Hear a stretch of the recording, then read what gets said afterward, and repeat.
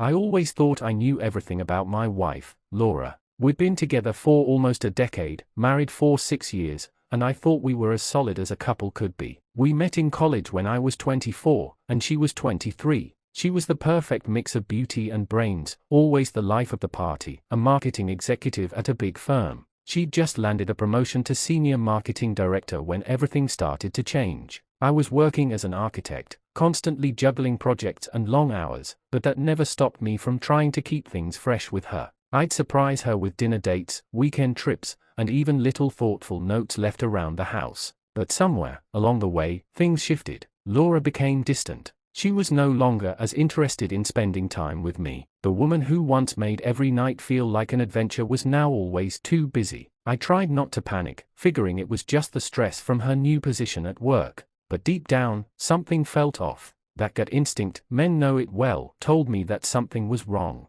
Then came the phone. That damn phone. It was late one Friday evening. I had just come back from a late meeting at work, and I noticed that Laura had left her phone on the kitchen counter while she was in the shower. She'd never leave it behind, not after the long hours she spent checking emails and social media. The little voice in my head got louder. I picked it up, thinking it was just a harmless glance. But I was wrong. I shouldn't have looked, but I did. The screen lit up with a text message from a number I didn't recognize. Can't wait to see you tonight, baby. Same place. T. My stomach dropped. T. I didn't know anyone with that initial. I tapped on the message, my heart racing, reading through the flirtatious exchange. The worst part, the messages were recent. My hand started shaking, and I could barely breathe. My wife, the woman I thought I knew better than anyone, was cheating on me. I waited for her to come out of the shower, every second feeling like an eternity. When she walked into the room, wrapped in a towel, the guilt I felt was overwhelming.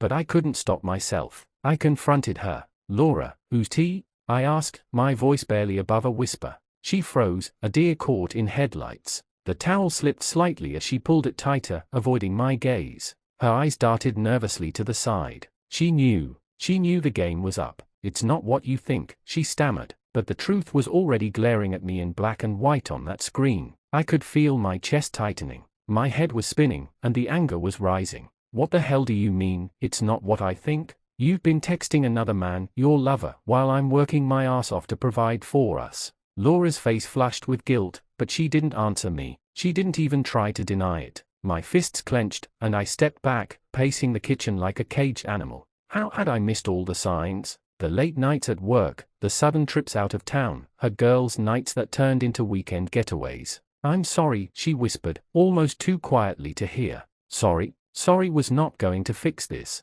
I stormed into the living room, needing space, needing to breathe. As I sat there, my mind raced, replaying everything. The signs were all there. And then came the full realization the man she was seeing, T, was none other than her best friend, Lisa's fiancé, Aaron. Aaron was 32, a sleazy car salesman who always rubbed me the wrong way. I'd tried to warn Laura about him before, but she defended him every single time. The betrayal hurt more than I could have ever imagined. Laura had trusted Lisa, her toxic best friend, over me, her husband. Lisa had always been a bad influence. She had a reputation for sabotaging relationships, and I had always warned Laura about her. But Laura never listened. She would always say that Lisa just wanted the best for her and that I was being paranoid. Well, that paranoia had just been validated. As I sat there, trying to process the chaos swirling in my mind, Laura came to find me. She sat next to me on the couch, looking at me with her tear-streaked face. We need to talk, she said softly. Talk?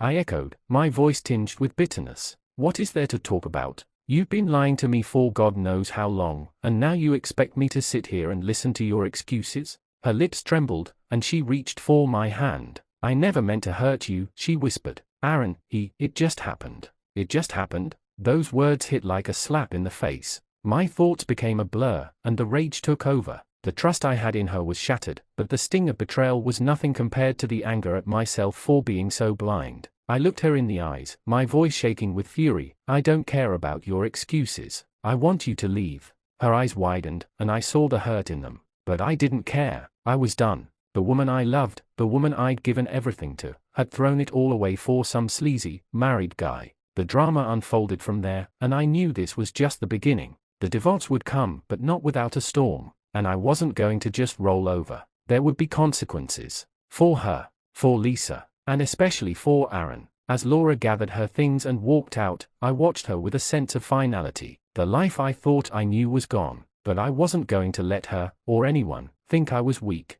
She'd made her bed with Aaron, but she was about to find out that the truth was far worse than anything she'd ever imagined. The days that followed were a blur. I moved through the motions of life like a zombie, getting up, going to work, pretending to be okay. But deep down, I was consumed by anger. My thoughts spiraled, replaying every moment I'd spent with Laura, the lies, the manipulation, the betrayal. I couldn't shake the image of her with Aaron, a man who had been nothing but a thorn in my side. He didn't deserve her, not in the slightest. And yet, there she was, wrapped up in his lies. I kept thinking about Lisa, her best friend, the one who had encouraged this affair, who had put her toxic influence into Laura's life. Laura always defended her, saying that Lisa had her best interests at heart, but it was clear now that Lisa was nothing more than a poison. But what hurt the most was how easily Laura had let herself fall into Aaron's arms, just like that. No hesitation, no guilt, nothing. But then came the twist, the thing that changed everything. It was a Wednesday evening. I'd just finished a long day at work, my mind still reeling from the betrayal, when I received an unexpected phone call. It was from someone I hadn't heard from in months, Aaron's fiancée, Stacy. She was 30, and she had always been the quiet type, the kind of woman who didn't draw attention to herself, but you could tell she had a sharp mind. She worked as a lawyer at a firm downtown and had always seemed distant from the chaos of Aaron and Lisa's influence. She had always seemed to know something was off, but never said a word. "Hello?" I answered cautiously, unsure of what this call was about. "Hi, is this Ben?" she asked, her voice trembling. I don't know how to say this, but I need you to listen." The fear in her voice caught me off guard. Stacy wasn't the type to panic over something minor. She was always cool and composed. My heart skipped a beat. "What's going on?" I just found out something, and I don't know what to do with it," she continued, her words tumbling out in a rush. Aaron has been cheating on me, with your wife, and Lisa knew about it the whole time." I froze. I couldn't process what she was saying. This couldn't be real. How could Aaron be cheating on her with Laura when I knew he was the one who had been the other man in our relationship? And what did Lisa have to do with all this? My mind raced, trying to make sense of her words. "Wait, hold on," I said, my voice shaking with disbelief. "Are you telling me that Aaron has been seeing Laura and you, and Lisa has been in on it this whole time?" "Yes," she said, her voice barely a whisper now. "I found texts on his phone. He's been seeing both of us. I never knew it until now, but I need you to know, your wife wasn't the victim here. She knew what she was doing. She knew about me, and she didn't care. They were using each other." I couldn't breathe. The words felt like a punch to the gut, and for a moment, everything around me went silent. My entire world had just crumbled beneath me. Laura wasn't just cheating on me with Aaron, she had been playing both sides, with Lisa's full knowledge and support. And she betrayed not just me, but another woman who had trusted her. "Why are you telling me this?" I asked, my voice barely steady. "I didn't know who else to turn to," Stacy replied, her voice breaking. "I can't confront him, he'll deny it all. And Lisa, she's been behind this the entire time. I just thought you should know the truth." Truth. It was a bitter pill to swallow. I had always thought of Aaron as the villain, but it seemed Laura had been playing her own twisted game behind closed doors. She had manipulated both me and Stacy, using our trust to hide her own lies. And Lisa was the mastermind. That night, I couldn't sleep. I couldn't stop thinking about what Stacy had said. Laura had used me. She had used her best friend to keep up the facade. And even worse, she'd done it all with the full knowledge of her innocent circle of friends. They'd all been in on it, laughing behind my back, playing with my emotions like some sick game. But I wasn't about to let them win. I wasn't going to let Laura walk away unscathed. This wasn't over. Not by a long shot. I had a plan. And it would be the most outrageous revenge these people could ever imagine. The next day, I reached out to my lawyer, started gathering information, and prepared for what was coming next. I couldn't let Laura and her toxic friends get away with this. They had betrayed me, humiliated me, and now they were going to pay the price. Every single one of them. But first, I needed to confront them. I needed to make them feel the consequences of their actions. And when I was done, they'd regret ever crossing me. That was the beginning of the revenge that was going to change everything. The days that followed the phone call with Stacy felt like a whirlwind of rage and determination. Everything I thought I knew about my life was now shattered, but in that destruction, something new began to form. A cold, calculated plan for revenge that would make Laura, Aaron, and Lisa regret ever crossing me. It wasn't going to be a simple take the high road kind of retaliation. I was done with that. I had tried to be the good guy, the loving husband, the hard-working man who gave everything to his marriage, only to be repaid with lies, betrayal, and cruelty. Now, it was time to make them pay. The first thing I did was secure legal representation. My lawyer, Rachel Thompson, was a no-nonsense professional in her early 40s with sharp eyes and a reputation for getting things done. She was known for handling tough, high-profile cases, but this one felt personal. When I told her about my situation, she didn't hesitate. "We'll nail them to the wall," she said with a glint in her eye that matched my growing anger. She promised she'd help me navigate this mess, but she made it clear that if I wanted the upper hand, I had to gather evidence. She wasn't wrong. If I wanted to hit Laura, Aaron, and Lisa where it hurt, I needed more than just accusations. I needed proof. Over the next week, I focused on two things: digging into the affairs of the people who had ruined my life, and laying the groundwork for a plan that would knock them all off their feet. Gathering evidence. I started by focusing on Aaron. I knew everything about him: his work schedule, his habits, his weaknesses. He wasn't exactly the brightest guy, and he certainly wasn't very discreet. I hired a private investigator, Tom Hagen, who was as old as he was skilled, mid-50s, grizzled, and used to dealing with shady characters. Tom had a reputation for getting results, no matter how well people thought they were hiding their tracks. Tom's first job was to get photos and recordings of Aaron and Laura together. It wasn't hard. Aaron was a creature of habit, and he didn't exactly try to keep his affair under wraps. He was all about showing off, rubbing his new relationship in my face. Tom managed to get clear shots of Aaron and Laura meeting at a local bar, exchanging stolen kisses, and even getting into his car late at night. I couldn't believe how easily it all fell into place. This was the kind of evidence that would ensure my victory. But that wasn't enough. I needed to make sure Aaron knew he wasn't going to get away with this. Next, I focused on Lisa. I wasn't about to let her continue to slither in the background, pulling the strings like the puppet master she was. I had to find a way to expose her involvement without her suspecting anything. The key was to use her own friends. She had a tight-knit group of women who worshipped her toxic advice, always pushing the envelope, encouraging everyone to go for what they want. I decided to bait her into a situation where she'd feel comfortable revealing everything. I reached out to one of her old friends, Maria, who had always been on the fringes of Lisa's social circle. Maria was the kind of woman who thought she was the cool friend, always tagging along with Lisa's drama, but she wasn't nearly as sharp as Lisa thought she was. A few phone calls, a couple of casual meetups at local cafes, and Maria started spilling the beans.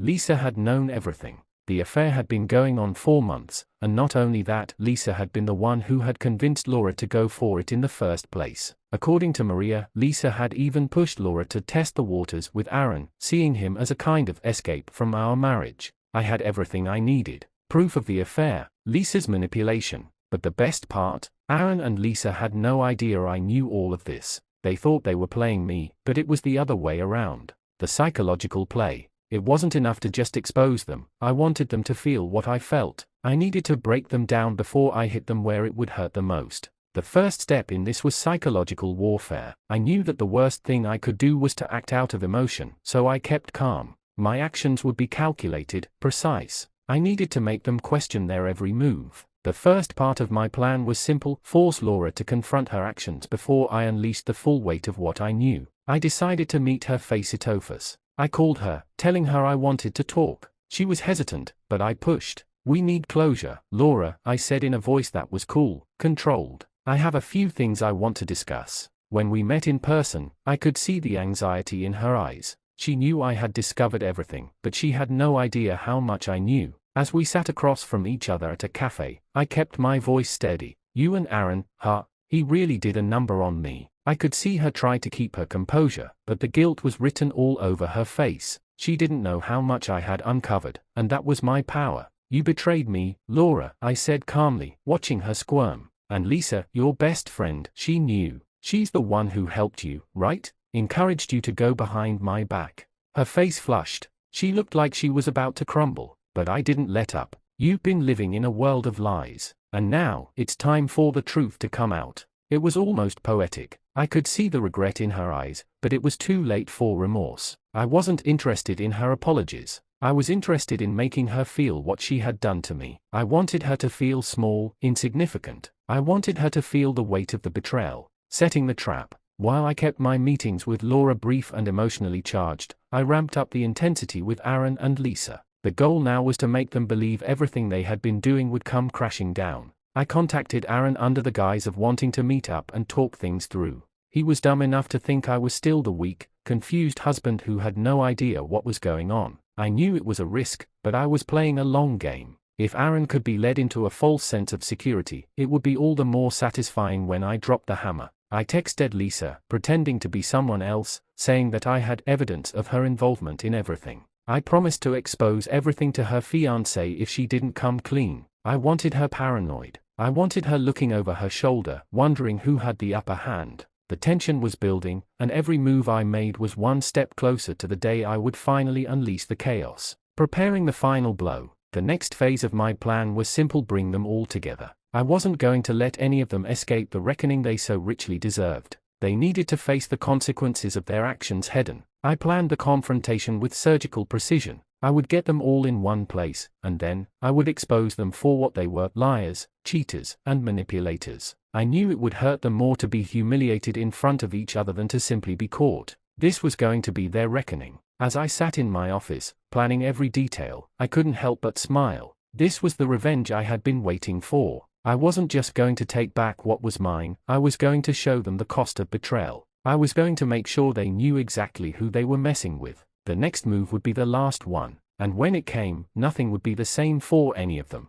The moment I had been working toward 4 weeks finally arrived. Everything had led up to this, a series of carefully calculated moves designed to expose, humiliate, and destroy. I had done my research, I had gathered my evidence, and now it was time to watch it all play out. I had orchestrated the perfect storm, and I wasn't about to back down now. The gathering. I had arranged a meeting with Laura, Aaron, and Lisa in a secluded cafe, a neutral ground where there would be no distractions, just the three of them facing the consequences of their actions. They had no idea I knew everything, and I was going to savor every moment of the chaos that was about to unfold. I wanted them to walk in confident, thinking they still had the upper hand, only to be blindsided by the truth. I had Laura arrive first. She was the one who had broken my heart the most, the one I had loved and trusted the most. Seeing her walk through the door with that nervous smile, trying to act like everything was fine, was almost too much to bear. I couldn't let her see how much she hurt me. I had to keep my composure, show her that I was in control now. The moment she sat down, I didn't waste time with small talk. "You've got a lot to answer for, Laura," I said, my voice calm but laced with cold fury. "You thought you could get away with betraying me, with cheating on me, and still think you could just waltz back into my life when things went south with Aaron."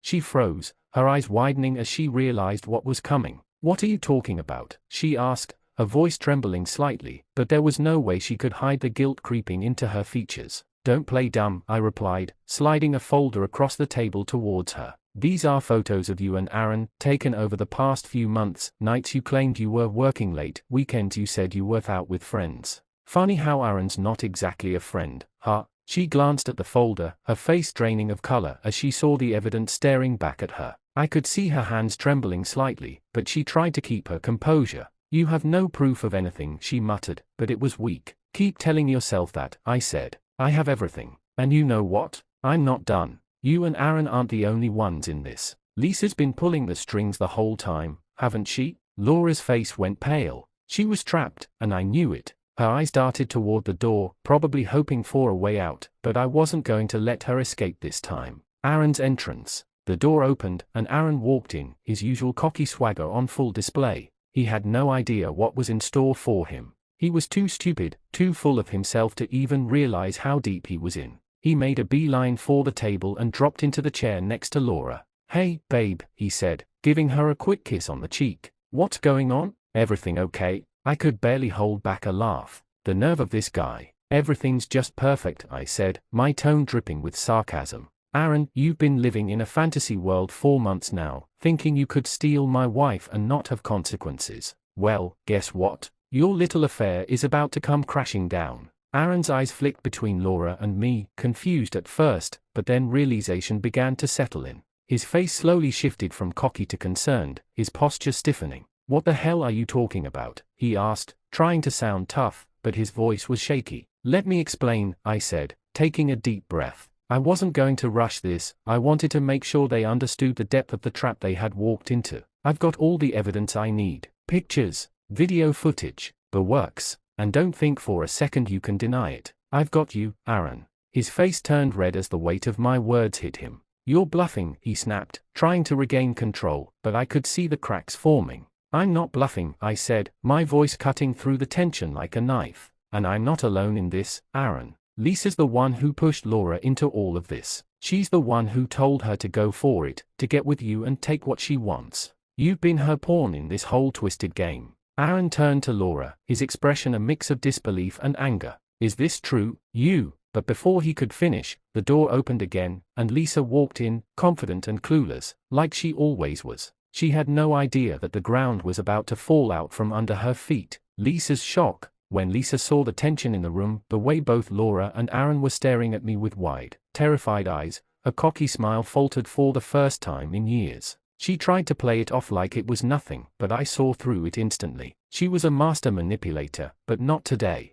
Hey, guys, she said, sitting down and glancing between us. What's going on? Why does it look like the air just got thick in here? You want to know what's going on, Lisa? I asked, my voice seething. You've been pulling strings behind the scenes, haven't you? You're the one who told Laura to cheat, who encouraged her to lie to me, who made sure she stayed in this toxic mess. Lisa's face twisted in shock, her confidence completely evaporating as she realized I knew everything. What are you talking about? She stammered, but I could see the panic creeping into her eyes. I pulled out another set of photos, ones that showed Lisa talking to Laura, whispering in her ear, egging her on. I have proof of your involvement, too. Don't even try to play innocent. You were the mastermind behind all of this. Lisa's eyes darted from me to Aaron and Laura, who were now visibly sweating, the weight of the situation crushing them. I could see the realization dawning on her. She was exposed. She was the puppet master, and now, she was about to lose control of her puppets. The confrontation,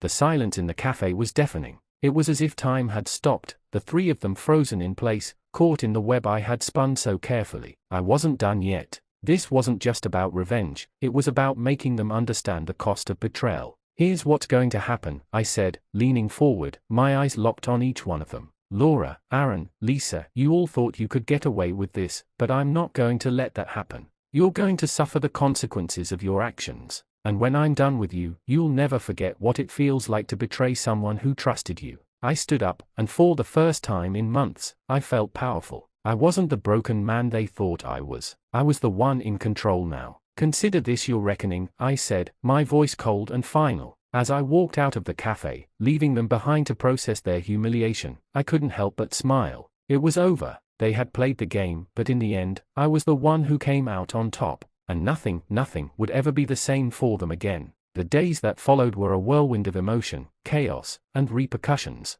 As I walked away from that cafe, the weight of the confrontation still fresh in my mind, I could feel a sense of finality settling in. I had done it. I had taken control back. But at what cost? The fallout from the meeting wasn't instant. It was a slow burn that crept into every corner of my life. I thought I would feel victorious, vindicated even, but the reality was far more complicated. There was no joy in revenge, no satisfaction in the destruction I had caused, only emptiness. The public exposure. The first blow came when the story leaked. I didn't release the details. I didn't need to, Laura did it herself. Word spread quickly, and it didn't take long for the truth to hit social media. The affair, the lies, the betrayal, it was all there for everyone to see. People I barely knew started calling me, offering sympathy or, strangely, congratulating me. Some of my friends rallied behind me, while others distanced themselves, unsure of what to believe. But it wasn't just the affair that was exposed, it was Laura's entire reputation.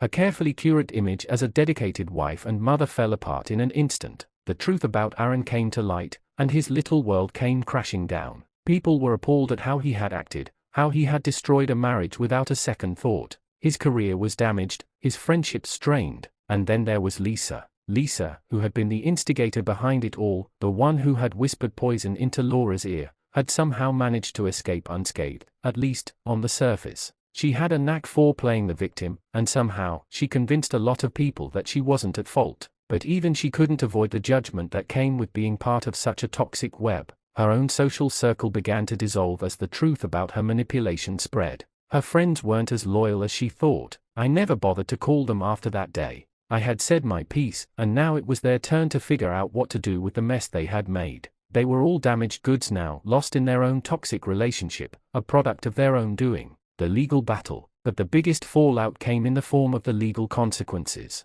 The divorce was finalized, but it wasn't easy. There were custody battles over our daughter, Ava, who was caught in the middle of the entire disaster. I never wanted to use her as a pawn, but Laura made it clear she would fight dirty. She had the backing of Lisa and Aaron, both of whom were convinced they could manipulate the situation to their advantage. I spent countless hours with my lawyer, preparing for the worst. The judge was no fool, though. Laura's lies were transparent, and Aaron's history of involvement only added fuel to the fire. It was a hard-fought battle, but I wasn't giving up without a fight. Ava deserved better than to be raised in a house built on lies, and I got her. The judge granted me full custody. The victory was bittersweet. Yes, I had won, but at the cost of everything that once was. Ava was all I had left of the life I thought I'd have, and I vowed to never let anyone take that from me. The silent victory. After everything settled down, I found myself with time to reflect. I hadn't spoken to Laura, Aaron, or Lisa in weeks. I didn't need to.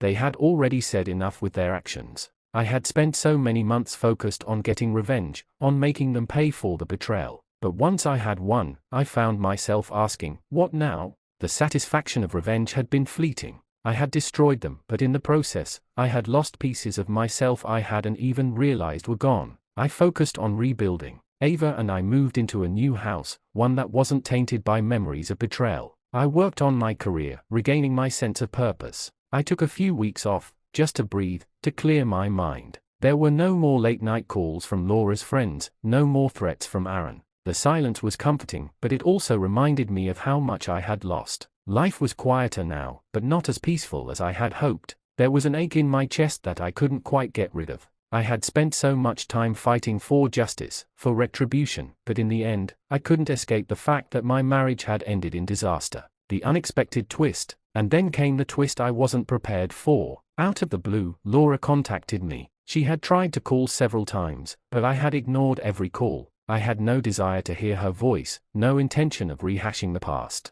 But this time, she left a voicemail, a message I never expected. Please, listen to me. I need to talk to you.